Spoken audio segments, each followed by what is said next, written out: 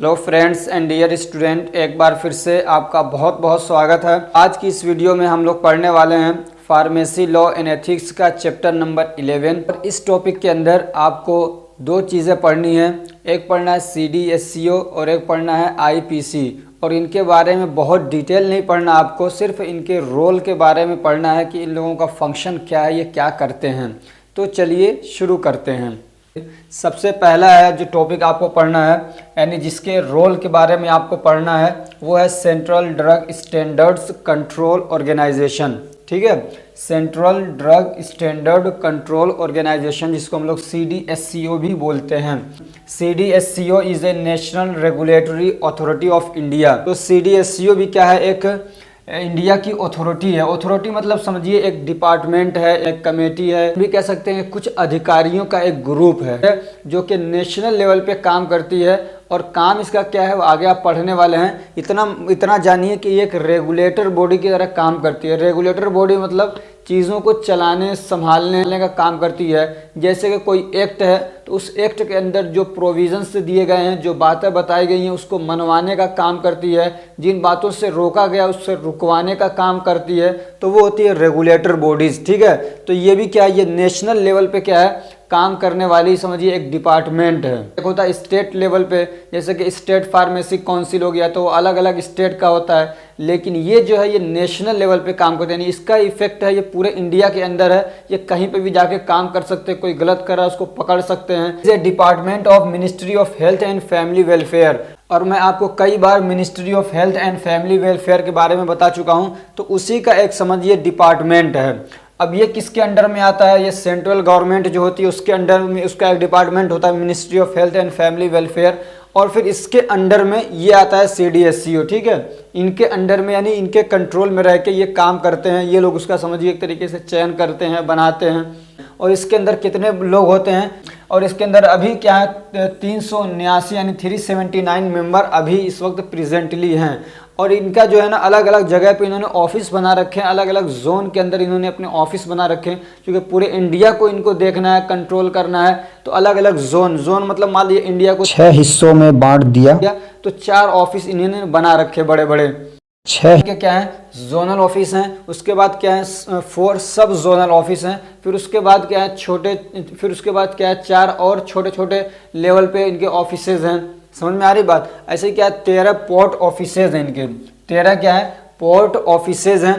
Port offices का मतलब होता है, आपने देखा होगा कि जो बंदरगाह होता है यानी समंदर के किनारे जहाँ पे जहाज़ वगैरह सामान वाला जो जहाज़ वगैरह आता है, तो जहाँ पे आके रुकते हैं, जहाँ पे सामान जहाँ से भेजा जाता है, तो वो पोर्ट होता है। जैसे कि अडानी पोर्ट है, ठीक है, तो जो पोर्ट वगैरह हैं, तो ऐसे ही पोर्ट के पर भी इनके ऑफिसेज हैं। मान लीजिए बाहर से कोई दवाएं आ रही हैं, तो उसकी क्वालिटी देखना, उसका स्टैंडर्ड देखना, ये सारी चीज़ें तो देखने के लिए इनके ऑफिसेज हैं। ठीक है ना, अलग अलग क्या है पोर्ट के ऊपर। तो 13 इनके पोर्ट ऑफिसेज हैं। ऐसे क्या है 7 लेबोरेटरीज़ हैं जो इनके अंडर में क्या है काम करती हैं। जैसे कि आपने पढ़ा होगा कि कलकत्ता के अंदर एक बड़ी लेबोरेटरी है। तो वो लेबोरेटरी में क्या होता है, जैसे कि मान लीजिए जो मैन्युफैक्चरर कंपनीज़ होती हैं वो दवा बनाती हैं, तो उसका सैंपल वगैरह भी भेजती हैं कि मैं इस टाइप की दवा बना रहा हूँ। या तो फिर क्या मान लीजिए ड्रग कंट्रोलर है या ड्रग इंस्पेक्टर है, उसने कोई सैंपल लिया जाके किसी कंपनी का, उसको डाउट है कि इसमें कुछ मतलब ये सही से दवा नहीं बन रही है, क्वालिटी इसकी ख़राब है, तो वो सैंपल कहाँ भेजता है, इन लेबोरेटरीज़ के अंदर भेजता है चेकअप के लिए। ठीक, तो और क्या करते हैं ये, they control and regulate drug related matters at national and international level. और दवाओं से रिलेटेड जो मैटर हैं, दवाओं से रिलेटेड जो बातें हैं, उसको ये क्या करते हैं रेगुलेट करते हैं, कंट्रोल करते हैं नेशनल लेवल पे और इंटरनेशनल लेवल पे। नेशनल लेवल यानी पूरे इंडिया के अंदर। ऐसे ही मान लीजिए बाहर से कोई मंगानी है दवा, समझ में आ रही बात, कोई डिवाइस मंगाना है, तो इस तरीके से इंटरनेशनल लेवल पे भी क्या है ये काम करते हैं। या दवा भेजनी है बाहर, उसके लिए किसी को लाइसेंस लेना है। And also cooperate the state drug controllers.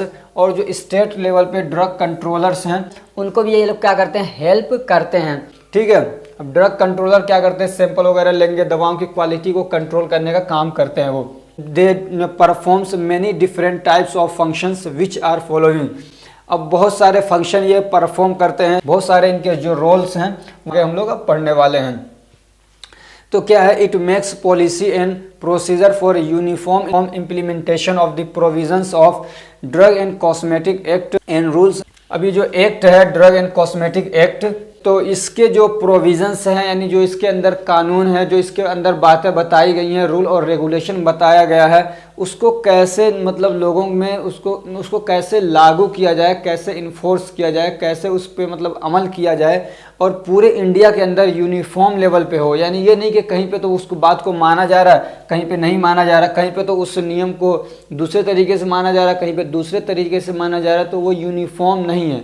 Uniform का मतलब एकदम बराबर तरीके से पूरे इंडिया के अंदर उसका इम्प्लीमेंटेशन हो। तो उसके लिए ये लोग क्या करते हैं, पॉलिसीज़ बनाते हैं, प्रोसीजर बनाते हैं, यानी किस तरीके से काम करना है। ठीक, और क्या है, it sets standard for drugs and cosmetics and medical devices. अब जो कोई भी दवा बन रही है तो उसका एक स्टैंडर्ड यानी क्वालिटी का स्टैंडर्ड है कि इस क्वालिटी पे दवा बननी चाहिए। ऐसे कोई कॉस्मेटिक है या कोई मेडिकल डिवाइस है तो वो स्टैंडर्ड कौन तय करता है, कितनी अच्छी क्वालिटी की दवा होनी चाहिए, यानी अगर बहुत अच्छी नहीं तो कम से कम इस लेवल तक तो होनी ही चाहिए। समझ में आ रही बात। तो एक स्टैंडर्ड तय करते हैं वो, तो वो तय करने का काम किनका होता है, CDSCO का।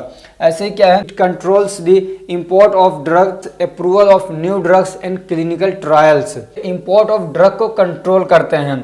ठीक है, यानी अंदर इंडिया के अंदर कोई दवाएं मंगाई जा रही हैं तो उसकी क्वालिटी वगैरह देखना, कौन सी दवा आ सकती है, नहीं आ सकती है, कौन दवा मंगा सकता है।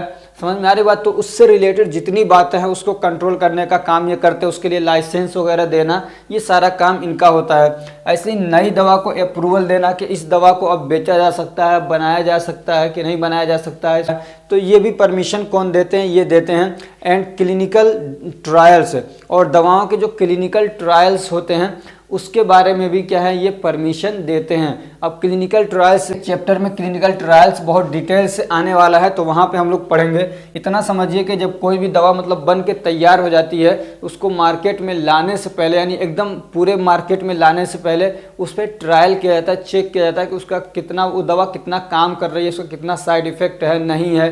समझ में आ रही बात। तो ये सारी चीज़ें उस ट्रायल्स के अंदर देखा जाता है। और बहुत सारे इसके अंदर पैराए हैं, बहुत सारे पैरामीटर्स हैं, वो हम लोग वहाँ पे जहाँ पे इसके बारे में डिटेल से आ रहा है वहाँ पे पढ़ेंगे। तो और क्या ये करती है, it acts as licence providing authority for approval of certain licence. तो कुछ खास टाइप के लाइसेंस हैं जिसके लिए ये क्या करती है, अप्रूवल देती है, यानी लाइसेंस बनाती है ये। जैसे कि दवाओं के इंपोर्ट के लिए लाइसेंस लेना है अगर किसी को तो वो इनसे लेंगे। ऐसे ही ब्लड बैंक कोई बनाना चाहता है तो उसके लिए भी अब उसको कहाँ से लाइसेंस लेना पड़ता है, वो इनसे CDSCO से लेना पड़ता है। ऐसे ही ये क्या करते हैं, it checks the quality of imported drugs through the port offices. और इनका जो पोर्ट ऑफिसेज होते हैं, मैंने बताया ना, बंदरगाहों पे इनके क्या है, पोर्ट्स होते हैं, बंदरगाहों पे इनके ऑफिसेज होते हैं। तो वहाँ पे ये क्या करते हैं, तो जो दवाएं क्या मतलब इंपोर्ट होके आ रही हैं उनकी क्वालिटी वगैरह ये क्या करते हैं, टेस्ट करते हैं, चेक करते हैं। ऐसे क्या है, it maintains drug testing laboratories. यहाँ पे इस लेबोरेटरीज को इधर कर दिए तो ज़्यादा अच्छा रहेगा। It maintains laboratories drug testing, यानी लेबोरेटरीज के अंदर ड्रग की जो टेस्टिंग होती है, यानी कि क्या कहते हैं, जो सैंपल भेजे जाते हैं लेबोरेटरीज के अंदर और वहाँ पे उसको चेकअप करना है, टेस्ट करना है, उसकी क्वालिटी वगैरह देखना है, तो उस काम को भी ये करवाते हैं, मेंटेन करते हैं। ठीक, ऐसे क्या है, ये इनका कहाँ पे इन्वॉल्वमेंट होता है, तो amendment of drug and cosmetic act DNC। इसको याद रखिए, क्वेश्चन ऐसे ही पूछता है, DNC एक्ट के बारे में लिखिए आप। तो ये नहीं कहिएगा आप D और C क्या है, अरे वही तो है drug and cosmetic act 1940 and rules 1945।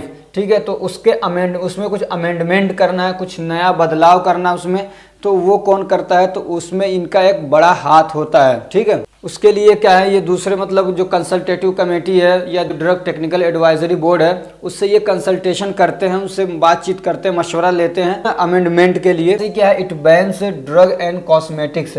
अगर ये चाहते हैं तो दवाओं को बैन भी कर देते हैं कि अब ये दवा इंडिया के अंदर नहीं बेची जाएगी, नहीं बनाई जाएगी, और क्या कहते हैं कोई इसको खाएगा भी नहीं, तो ये बैन भी करते हैं दवाओं को। और क्या है, it conducts meeting with international organisations, और जो इंटरनेशनल ऑर्गेनाइजेशंस हैं यानी जो क्या कहते हैं मतलब इससे रिलेटेड हैं, जो हेल्थ से रिलेटेड हैं, जो ड्रग से रिलेटेड हैं, जो मेडिकल डिवाइसेस से रिलेटेड हैं, तो इस टाइप के जो ऑर्गेनाइजेशंस हैं उनसे ये लोग मीटिंग भी करते हैं, उनसे बातचीत करते हैं, कोई मशवरा लेना है तो उनसे लेते हैं, जैसे कि WHO हो गया, ऐसे क्या है US FDA हो गया, ऐसा European medical devices agency of Japan हो गया, तो इनसे ये लोग क्या है मतलब मीटिंग वगैरह भी करते हैं। ऐसे ही क्या करते हैं, it grant test licence for drug, अगर कोई टेस्टिंग करना चाहता है यानी एनालिसिस वगैरह करना चाहता है, ये एक लेबोरेटरी बनाना चाहता है और अपने तौर पे दवाओं को एनालाइज करना चाहता है, टेस्ट करना चाहता है, नई दवा बनाना चाहता है, तो इस टाइप की अगर वो काम करना चाहता है, उसको लाइसेंस लेना है तो वो कहाँ से लेगा, इन्हीं से CDSCO से लाइसेंस लेगा। दूसरा टॉपिक हमारा इंडियन फार्माकोपिया कमीशन, ये काफ़ी आसान टॉपिक है, आप पढ़ भी चुके हैं, जिसको IPC भी बोलते हैं। क्या बोलते हैं, IPC। तो Indian pharmacopoeia commission is a autonomous department of ministry of health and family welfare. ये भी क्या है, ministry of health and family welfare की क्या एक डिपार्टमेंट है, उसी का क्या है, इसका एक डिपार्टमेंट है, लेकिन ये क्या है, ऑटोनोमस है। ऑटोनोमस का मतलब होता है जिसको उर्दू में बोलते हैं खुद मुख्तार, या समझिए इसको बोलेंगे आज़ाद, यानी इस पे किसी का प्रेशर नहीं है कि तुमको ऐसे करना नहीं करना, उनको जो सही समझ में आता है वो वही करेंगे। And it was made to set drug quality standards country, ये हिंदी 2 बार हो गया।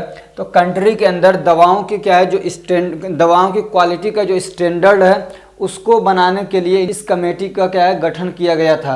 और ये नहीं कि सिर्फ ये स्टैंडर्ड बता देते हैं, बल्कि पूरी एक किताब छापते हैं, इसको बोलते हैं मोनोग्राफ लिखते हैं कि अगर कोई दवा बनाना चाहता है, सपोज दैट एक खांसी की सिरप भी बनानी है, तो उस खांसी के सिरप के अंदर क्या क्या इंग्रेडिएंट डालेंगे, कितने रेशियो में डालेंगे, सारी बातें उसके अंदर क्या इन्होंने लिख दिया है। हर दवा के बारे में जितनी दवाएं मतलब और बहुत सारी दवाओं के बारे में उसमें उन्होंने लिख रखा है। समझ में आ रही बात, तो उसको मोनोग्राफ बोलते हैं, यानी पूरा दवा बनाने की जो विधि है उसको समझिए बोलते हैं मोनोग्राफ। तो ये लोग उसको क्या है मतलब अपडेट भी करते रहते हैं। मान लीजिए एक लिखा, फिर उसमें कुछ कमी थी तो उसको क्या अपडेट किया, कोई नई दवा आई तो उसको उसके अंदर ऐड किया कि ये दवा कैसे बनाएंगे। तो ये इनका असल काम होता है। और इसको सिर्फ ये मतलब ऐसा नहीं कि बता दिया कहीं पे जाके चैनल पे या कहीं क्या कहते हैं वेबसाइट पे जाके बता दिया, बल्कि ये लोग क्या कहते हैं पूरी एक किताब लिखते हैं। और जो इंडियन फार्माकोपिया कमीशन है ये कई सारे वॉल्यूम में आती है। ठीक, अब इसका रोल क्या है, it issues official documentation in the form of IP। तो ये क्या एक तरीके से ऑफिशियल डॉक्यूमेंट बनाती है। समझ में आ रही बात, यानी दवाओं के स्टैंडर्ड के लिए, दवाओं की क्वालिटी के स्टैंडर्ड के लिए ये एक ऑफिशियल डॉक्यूमेंट बनाती है, यानी समझिए एक तरीके से किताब छापती है, जिसको हम लोग बोलते हैं इंडियन फार्माकोपिया। जिसको क्या बोलते हैं, इंडियन फार्माकोपिया। इस किताब के अंदर क्या किया गया है, तो तो उसमें क्या है बहुत सारी दवाओं के बारे में डिटेल से लिखा गया है कि इस दवा को आप कैसे बनाएंगे, नहीं बनाएंगे, उसके साथ में क्या मिलाएंगे, नहीं मिलाएंगे, कितनी क्वालिटी में मिलाएंगे, सारी बातें जो दवा बनाने के लिए एक आदमी को ज़रूरत पड़ सकती है, सारी बातें उसके अंदर लिखी गई हैं अच्छी दवा बनाने के लिए। ठीक है ना, उसमें यह लिखा है कि इस क्वालिटी की दवा आपको बनाना है तो आपको ये सारे काम करने हैं, इस क्वालिटी में बनाना है तो ये काम करने हैं, इतना घटाना, इतना बढ़ाना, वो सब उसमें लिखा हुआ है। इसका फंक्शन क्या, वही इसका मेन रोल है। ठीक है ना, it improves the quality of drug by adding the new monographs and updates old monograph. और दवाओं की क्वालिटी को बनाए रखने के लिए, इम्प्रूव करने के लिए ये लोग क्या करते हैं, यानी कि एक बार लिख दिया, एक बार रिसर्च किया, लिख दिया, उसको ऐसे ही छोड़ दिया नहीं, क्वालिटी को इम्प्रूव करने के लिए नए मोनोग्राफ्स भी उसके अंदर ऐड करते हैं। ठीक है, ऐसे ही जो पुराने मोनोग्राफ्स हैं यानी दवा बनाने का जो पूरी विधि, पूरा तरीका लिख रखा है, उसमें अपडेट भी करते हैं कि ये हमने पूरा प्रोसीजर बताया था, ये इंग्रेडिएंट्स बताए थे, लेकिन ये सही नहीं था, इसकी जगह पे अब ये है। समझ में आ रही बात। तो अब जो दवाएं, जेनेरिक दवाएं जो बनती हैं तो वो इसी फॉर्मूले पे बनती हैं सब। It published national formulary of India, और नेशनल फॉर्मूलरी ऑफ इंडिया भी क्या है, ये लोग पब्लिश करते हैं। अब ये फॉर्मूलरी क्या है, तो फॉर्मूलरी आप पढ़ चुके हैं, यानी ये समझिए एक किताब होती है जिसमें बीमारियों के बारे में लिखा रहता है और उन बीमारियों में कौन सा ट्रीटमेंट देंगे वो सारी चीज़ें उसके अंदर लिखी रहती हैं। तो एक तरीके से फॉर्मूलरी होता है, हॉस्पिटल अपना फॉर्मूलरी बना लेते हैं, ऐसे स्टेट लेवल पे बनता है, तो ये क्या नेशनल लेवल पे फॉर्मूलरी बनाते हैं इंडिया के अंदर। और क्या इनका काम है और रोल क्या है, तो it conducts meeting with national and international institutions for performance. For यहाँ पे बेटर लगा लेंगे तो और अच्छा रहेगा। ठीक है, फॉर बेटर परफॉर्मेंस तो ये क्या कहते हैं, जो मतलब नेशनल या इंटरनेशनल लेवल पे अलग अलग इंस्टीट्यूशंस हैं, यानी जो फार्मेसी से रिलेटेड, जो दवाओं से रिलेटेड, जो हेल्थ से रिलेटेड, जो क्या कहते हैं अलग अलग इंस्टीट्यूशंस हैं, तो उनसे ये लोग क्या करते हैं, मीटिंग करते रहते हैं, उनसे बातचीत करते हैं, उनसे कंसल्टेशन लेते रहते हैं ताकि ये अच्छे से अच्छा परफॉर्म कर सकें। तो ये जो टॉपिक था यहीं पे कंप्लीट हो रहा है। फिर हम मिलते हैं नेक्स्ट टॉपिक के साथ। अगर ये हमारी कोशिश आपको अच्छी लग रही है तो वीडियो को लाइक करिए, चैनल को सब्सक्राइब करिए और अपने फ्रेंड्स को भी शेयर करिए ताकि वो भी इससे फ़ायदा उठा सकें। Thank you so much for watching.